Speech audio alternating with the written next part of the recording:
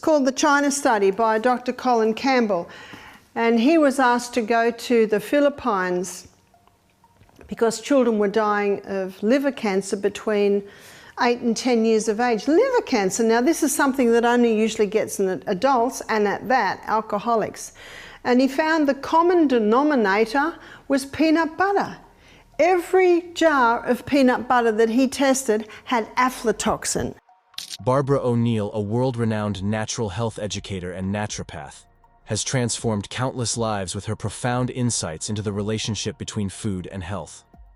In today's discussion, she is highlighting a dangerous hidden threat in some of the most common snacks people consume daily.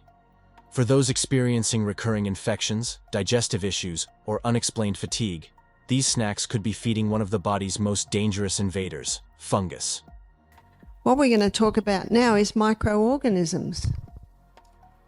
These are very misunderstood. And I have to tell you, they're everywhere, they're everywhere. They're on every surface area, they're on my skin. There are 10 times more microorganisms in my body than cells. Does that mean we're more plant than animal? But actually, microorganisms, they hardly have their own classification. Not plant, they're not animal. Microorganisms are everywhere. And there are 10 times more microorganisms in the gastrointestinal tract than anywhere else in the body. And when the body's running well, these microorganisms, they play a very important role. But whenever cell damage happens, these microorganisms change roles. These microorganisms now become the cleanup team, or as one microbiologist said to me, Barbara, we call them the garbage collectors. Now, I'm here in the US, so I'd better put your correct term, trash, is that right? We don't say trash. They're the trash collectors. That's what they do, that's their name. They're just opportunist organisms, so whenever there's damage, they quickly change roles to become the collectors of the waste. Their name is bacteria. That's what bacteria is, and that's what it does. In fact, the more damage, the more bacteria. That's what it is, and that's what it does. As the environment changes, they change. As the environment changes, they now become the exterminators. So what's the exterminator's name? Their name is yeast. Their name is fungus. And you might be surprised and you might be not surprised that the other name is virus. If you have a look at the characteristics of yeast and fungus and virus, they all have the same characteristics. They need a host. That's why a virus can't live on there, because it needs a host. And you know what they've been doing with COVID? Everything's getting sanitized, is that right?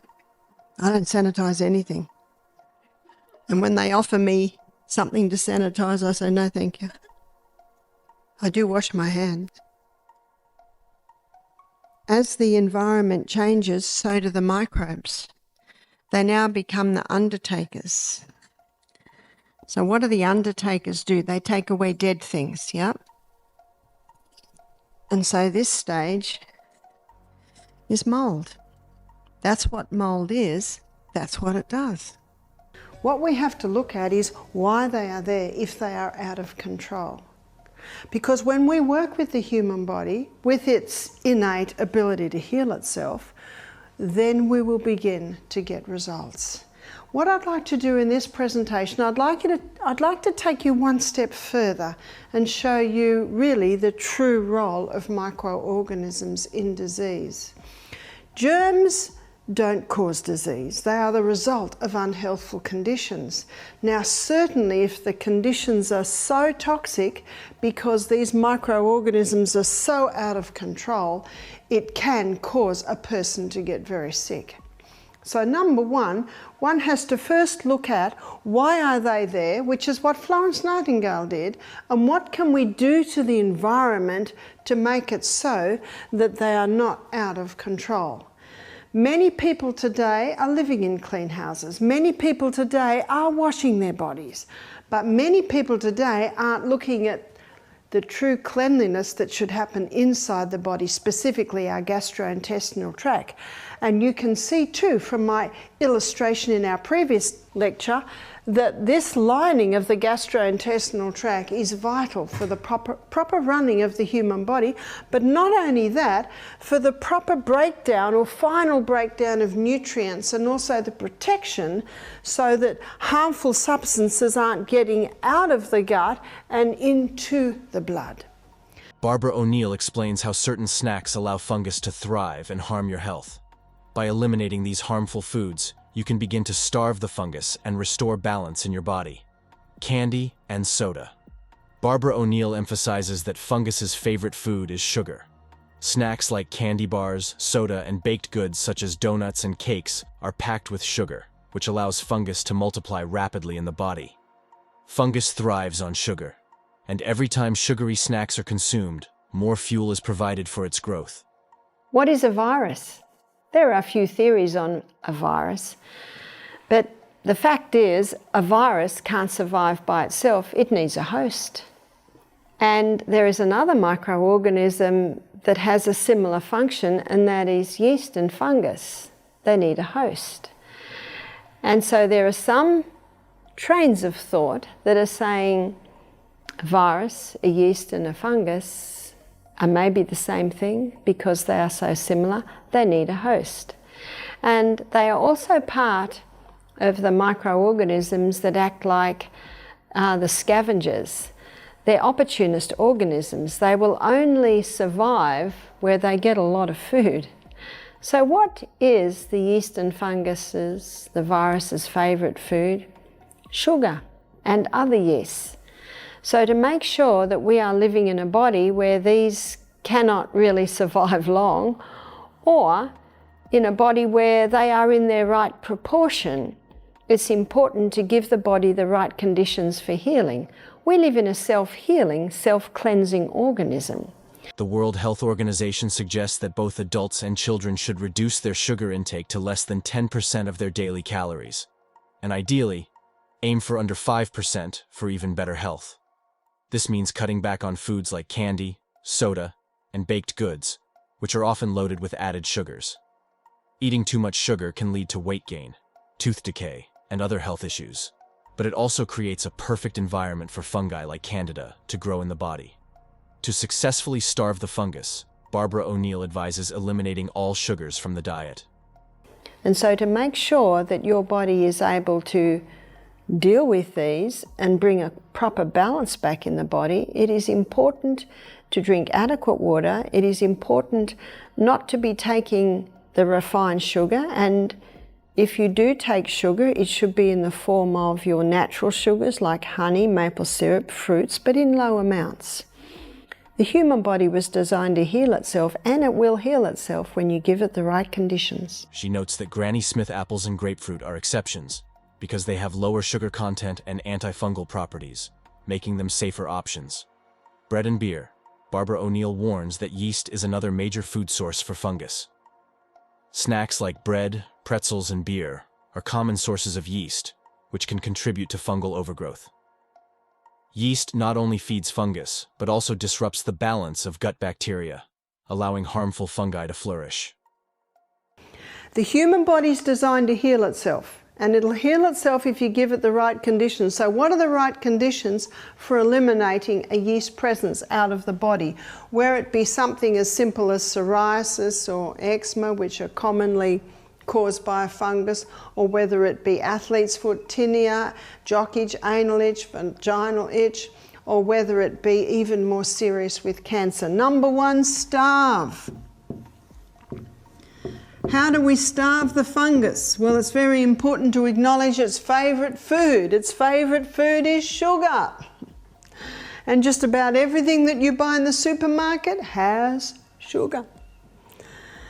It also, of course, multiplies when it is exposed to yeast. So this is your Marmites, your Vegemites, your Promites, your yeast spreads, all your sugars, yeast spreads, and also grains. We drastically reduce grains because they can commonly be infected with aflatoxin. In Australia today, all grain is tested for aflatoxin. The grain we get is not totally free because otherwise then none would get through, but a small amount. And of course, if the gut's working well, a small amount can be handled. Also, the person must check their home that they're not constantly being reinfected by a mold presence in the home. Number 2, kill. The good news is that there are herbs that will kill fungus, kill mold, and will not kill you. One is garlic, it's well known. Another is olive leaf extract. Olive leaf extract contains a plant chemical called oleucin, and it is strong antifungal. One lady said, "Oh, I take a little bit of that every day." I said, "I would not advise you do that. That's like taking a little bit of antibiotic every day to prevent a cold." No, keep it for when you need it. Also, grapefruit seed extract.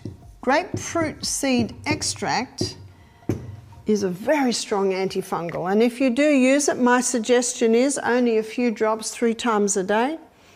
You can buy it in a little container called Traveller's Friend. It's called Traveller's Friend because many people travel with it. They just put 1 drop, say, in a bottle of water, and it will kill off any bacteria or fungus that may be in there. Another one is Portiaco. It's a South American herb that is quite strong antifungal. When people are looking at eliminating yeast from the body, I say it's a good idea to work with a professional, a naturopath. But what I advise is maybe 2 weeks on this, 2 weeks on this, 2 weeks on this, 2 weeks on this. Body gets used to things, so it's good to alternate. Number 3, balance. Very important to bring back the balance in the gastrointestinal tract, and so that is taking a probiotic. When the antibiotic comes in, or the different drugs that kill off this, it's important to replace that gut flora. When you flood the gastrointestinal tract with the good guys, they bring the candida yeast back under control. So the balance is important. Number 4 is alkalize. Yeast and fungus love an acid environment, so it's very important to alkalize. Barbara O'Neill notes that sourdough bread is an exception due to the presence of lactobacillus bacteria, which promotes gut health.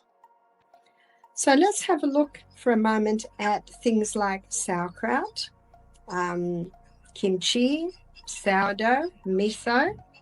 These are cultured foods, and there's a big difference between cultured foods and fermented foods. Ellen White said, bread should be light and sweet, not heavy and sour. And a lot of people have read that and think she's talking about sourdough bread, but not so. Yeast bread was only used from the Industrial Revolution. What's that, late 1800s, early 1920s, 1900s? Do you know what that means? Ellen White probably ate sourdough bread. Let's have a look what the Bible says about the sourdough bread. And I think it's 1 Corinthians 5, verse 6, where the Bible says, "Know ye not that a little leaven leaveneth the whole lump?" That's your sourdough. You can have a little sourdough culture, put it into a big mix of flour and water, and it will leaven the whole lump. And also, you can find this in Luke, in one of Jesus' parables. The kingdom of heaven is like unto a woman that took a little leaven and put it in the meal till it leavened the whole lump. Let's look in the Old Testament, and let's have a look at the children of Israel in the desert for 40 years. And they were celebrating the Passover once a year. And for 1 week, they had to put the leaven out of their homes. I ask you, what was the leaven? The leaven was the sourdough culture. I can imagine all these Israelite women with their little sourdough starter in a little clay bowl going and putting it under a bush for a week, and then after a week they'd come back and put a little bit of flour and water in and revive their culture. Let's have a look at the sourdough bread nutritionally. What it does, the sourdough, it breaks down the protein or the gluten in the grain, making it more digestible. So when you eat sourdough bread, you're eating almost like you're eating pre-digested grain. Mm-hmm. That's really the only bread that I eat as a whole. If I do eat bread, it's the sourdough.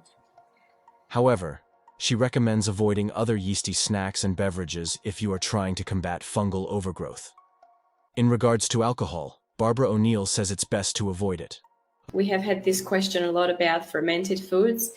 Again, some of our doctors will say that it's not good because it's a result of sin. Fermentation is a result of sin. They class kimchi, sourdough, miso in the same category as apple cider vinegar or wine. So what are your thoughts on that, Barbara? And are there any differences between wine and apple cider vinegar and kimchi and all these other fermented or cultured foods? Well, we know that wine must never be touched. We know that the alcohol kills brain cells, and God has said not to touch it. And I don't, and I certainly appreciate what the Bible says about that. Apple cider vinegar, I don't have either. It is one stage short of alcohol. And we all have the illustration when the vinegar was given to Jesus, he refused it. Now, let me give you the science behind that. The apple cider vinegar is something that's called acetaldehyde. Acetaldehyde is a neurotoxin, and there are 5 places we can be exposed to acetaldehyde. One is vinegar, another is alcohol. Alcohol breaks down in the liver to acetaldehyde, the neurotoxin. Also, we can be exposed to acetaldehyde from cigarette smoke, from car fumes. And if someone has a yeast presence in their body and they're eating a lot of glucose, even a lot of fruit, then as the yeast feeds on the glucose, it gives off acetic acid, lactic acid, uric acid, and alcohol, which breaks down in the liver to acetaldehyde. According to the World Health Organization, there is no safe level of alcohol consumption that does not affect health. Alcohol is classified as a Group 1 carcinogen, meaning it is a leading cause of cancer, along with asbestos and tobacco. The risk of cancer increases with the amount of alcohol consumed, but even small amounts of alcohol, like light or moderate drinking, contribute significantly to cancers such as breast and bowel cancer. This aligns with Barbara O'Neill's emphasis on avoiding alcoholic beverages, which not only feed fungus due to the sugars they contain, but also pose serious health risks, including cancer. Reducing or eliminating alcohol from the diet can help minimize fungal overgrowth and reduce the risk of alcohol-related diseases, leftover rice and moldy cheese. According to Barbara O'Neill, fungus loves to grow on old food, particularly anything that has been left sitting for more than 2 days. Leftover rice, often found in rice cakes and rice salads, can harbor fungal growth, making it a risky snack. There are 2 foods that commonly grow mould. One is peanuts and one is cooked rice. In 1921, Japan passed the Rice Act. You see, there was an epidemic of cardiac beriberi, which is a heart condition, all through Asia. And so the Japanese government passed the Rice Act in 1921, putting stringent rules on the storing of cooked rice because they found mould waste or mycotoxin was directly affecting the heart. We should eat rice fresh every day. You want to make sushi? Cook the rice in the morning, make sushi for lunch. Some say, what if you put it in the fridge? You can cook it in the morning and put it in the fridge and maybe eat it in the afternoon, and maybe you can cook the rice at night, refrigerate it and have it the next morning, but you never let it go more than 24 hours. It can grow a mould and we can't even see it. I had a lady do our program who was a pathologist. She said, when I was at uni studying pathology, there were 2 things that always tested positive for mould. She said it was peanuts and cooked rice. Additionally, moldy or aged cheeses like blue cheese and brie are intentionally infused with mold, feeding fungal overgrowth in the body. According to a review in the journal Foods, researchers studied how different storage conditions affect leftover rice. focusing on mold growth and nutritional quality. They found that mold thrives in warm and humid environments, particularly at temperatures between 28 degrees Celsius and 33 degrees Celsius. As rice is stored, its water and fat content increase, while starch levels initially decrease because mold consumes these nutrients. Over time, the rice's structure changes from smooth and intact to loose and hollow due to mold damage. The proteins in the rice also change, affecting its overall quality. The study emphasizes the importance of storing rice in cool, dry places to prevent mold growth and maintain its nutritional value. Barbara O'Neill advises always consuming freshly cooked rice and discarding any food showing signs of mold to prevent toxic fungal contamination. Corn chips and crackers. Barbara O'Neill explains that grains like corn and wheat are easily contaminated by fungi during storage, especially in warm and damp conditions. These fungi produce harmful substances called aflatoxins, which can be found in snacks made from these grains, like corn chips, tortilla chips, crackers, and cookies. Even if these snacks seem fresh, they can still contain hidden fungal toxins that can be bad for your health, particularly if you're dealing with fungal overgrowth. These toxins can worsen infections and lead to other health problems, like liver damage or an increased risk of cancer. One of the ways one might be able to determine if there's a yeast, fungus, virus present in their body is the tongue. The tongue should be pink from the tip to the back, but if they're a little white, there's a white coating on the back of the tongue that cannot be scraped off. If you can scrape off the white coating, it is waste coming out of the tongue. If you cannot scrape off the white coating at the back of the tongue, they are little fungus buds. What are some of the symptoms that the yeast or fungus might be present in your body? Probably the most common symptoms are jock itch, athlete's foot, which is also called tinea, anal itch. Where does yeast, fungus, mold like to live in your house? In the dark, moist areas. Same with the body, between the toes, under the arm, in the groin, in those areas. Also even up in the sinus areas. Instead of eating snacks made from corn and wheat, Barbara O'Neill suggests choosing grain-free options like nuts, seeds, or veggie sticks, which are healthier and don't carry the same risks. By the way, the refined grains, it's almost as high as sugar. But there is one grain that gets the blood sugar levels higher than refined sugar. Is that a surprise? And the grain that does that is what? Bread and cereal and pasta and cakes, etc., and pizza are all made out of predominantly one grain. What's that one grain? It's wheat. Now, in the 1950s, wheat went through intensive crossbreeding. And the reason they put it through intensive crossbreeding is they wanted to create a plant with a high yield of grain, so that would help with the starvation crisis in Africa, in Mexico, in India. And eventually, Dr. Norman Boulay got a Nobel Prize for his hybridized wheat. At first, the stalk broke before the grain was fully ripe, because wheat used to grow that high. Do you remember that? We had a 25-year-old wheat farmer come to our retreat. He'd never heard of such a thing. He didn't know that wheat used to grow that high. Grain-free snacks also help avoid feeding fungus in the body, as fungi thrive on sugars and refined carbs found in these grains. Other alternatives include snacks made from almond flour or coconut flour, which are better for gut health and don't promote fungal growth. Peanut butter and energy bars. Barbara O'Neill identifies peanuts as one of the most notorious sources of hidden fungus. Popular snacks like peanut butter and peanut-containing energy bars are often contaminated with fungal toxins, including aflatoxins, which are linked to liver cancer. Even if mold is invisible, it can still be present and harmful. One lady said, "Are you saying fungus causes all disease?"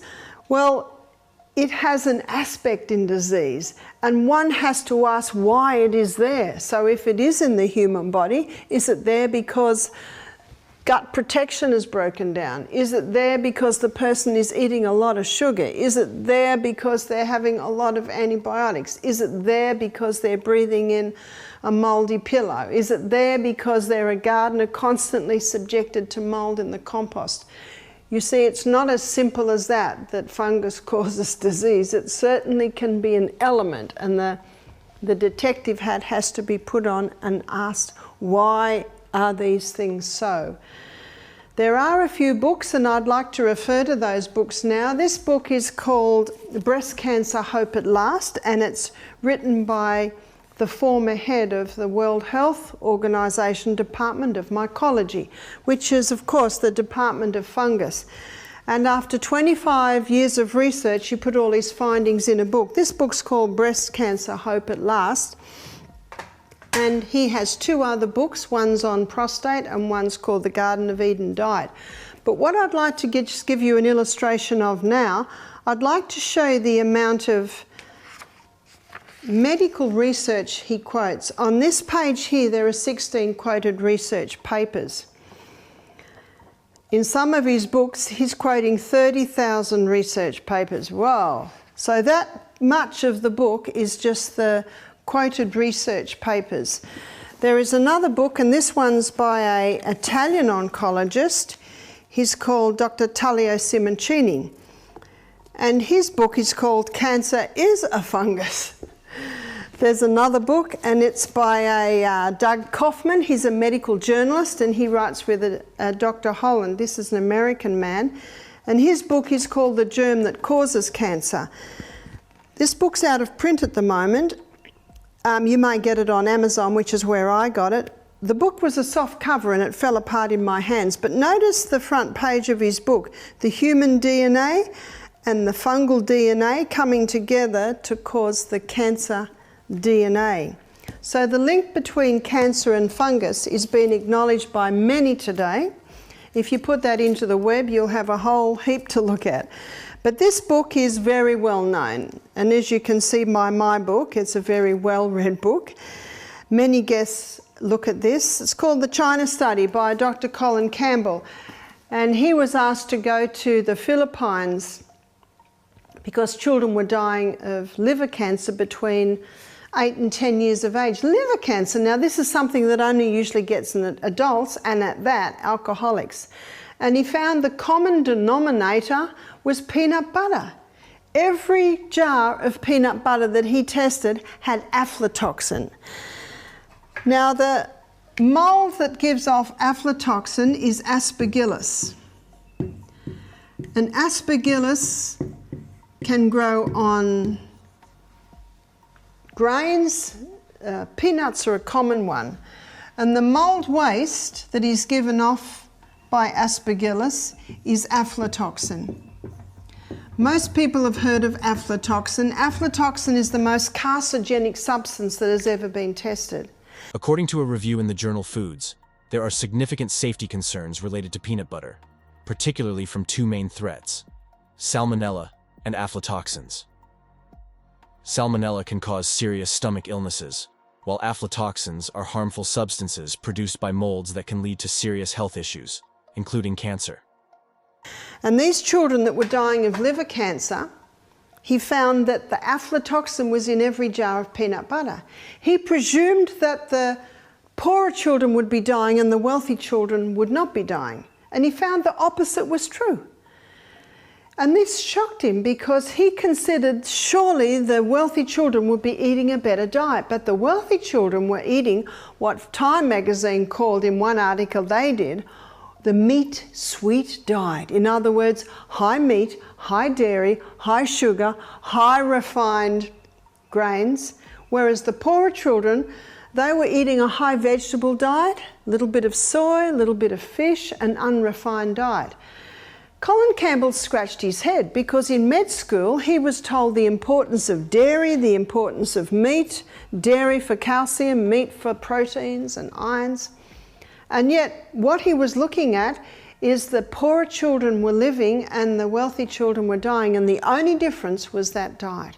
They were still having the peanut butter. So he looked a little bit further, and in one medical journal he saw an article on aflatoxin, on liver cancer, which immediately attracted him. And it was by an Indian doctor. And he had done research on rats, 20 rats, all injected with aflatoxin. Every researcher knows you inject aflatoxin, you create liver cancer. 10 rats, he gave a 20% animal protein diet. The other 10 rats, 5% animal protein diet. That's the only difference. He said 2 years rats live, and they test rats because rats have a very similar gastrointestinal tract to humans. And he found that at the end of their life, after 2 years, every rat on the 20% animal protein diet were either dead or dying of liver cancer. And he found every rat on the 5% animal protein diet was free of cancer. Never in research do you get 100% versus naught. He was shocked at this. He closed the study because he said this was against everything he'd been taught. Years later, he did his own research, and the book's called The China Study, because in China, I think it was in about the 60s, there's an emperor who got cancer, and he wanted to do research where he did maps on the parts of the country that had high cancer and low cancer rates. And the high cancer were always around the cities where they were eating the refined food, and the low cancer rates were always out in the country. That's why it's called the China Study. Years later, Colin Campbell did his own research, and he came up with the same results of this Indian doctor. But he did another aspect. He did 20% vegetable protein, but the rats did not get cancer. There was something in the animal protein that was triggering it. There are a few things actually. It creates an acid environment in the body, and cancer loves an acid environment. And one of those doctors, he was injecting sodium bicarbonate straight into the cancers. Cancer loves acid, and this sodium bicarbonate would cause a wave of alkalinity that the cancer could not survive in. Has he received a Nobel Prize? No, his qualifications have been taken away from him, I'm afraid, at this point. But my reason for showing you those books was to show you that this is acknowledged really worldwide by some very eminent doctors, professors and scientists who are looking at this and starting to get results. You see, chemotherapy and radiotherapy, I wonder if in about 20 years they're going to look at that we're in the dark ages in treatment of cancer, because they certainly kill cancer, but they of course can kill healthy cells too. I find people that do survive chemo and radiotherapy are the people that change their lifestyle. And we here at our health retreat, we have seen some quite remarkable turnarounds by basically working with the human body. So the points that we use when looking at getting any yeast or fungus out of the body, and by the way, a person can have a yeast presence and not have cancer. Well, how would they know? The tongue. The tongue should be perfectly pink from the tip to the back. Now, if the white can be scraped off the tongue, that is waste. But if it cannot be scraped off the tongue, they are usually fungus buds. These risks are especially concerning in developing countries with weaker food safety regulations. According to a review in Hindawi, peanuts are an essential food source in many African countries, particularly for improving nutrition and fighting child malnutrition. However, in Zimbabwe, a significant amount of peanuts and peanut butter is sold in informal markets that often lack safety checks for harmful substances like aflatoxins. A recent study at the Mbare Musika market in Harare found that 60% of raw peanut samples and all peanut butter samples were contaminated with aflatoxins, with some levels exceeding safe limits set by Zimbabwean regulations. This poses serious health risks, especially for children who consume peanut butter regularly. The study highlights the need for better regulation and awareness about aflatoxin dangers in informal markets to protect consumers from potential health hazards. Once peanut butter is contaminated, it is very difficult to clean it effectively, making prevention crucial. Barbara O'Neill says, "Is you are going to buy peanut butter, choose peanut butter from reputable brands that adhere to safety standards." Another alternative would be to replace peanut-based snacks with almond butter or sunflower seed butter, which are less prone to fungal contamination and provide healthier alternatives. By following Barbara O'Neill's advice and avoiding these snacks, individuals can take proactive steps to create an internal environment that starves disease, reduces fungal overgrowth, and promotes overall health.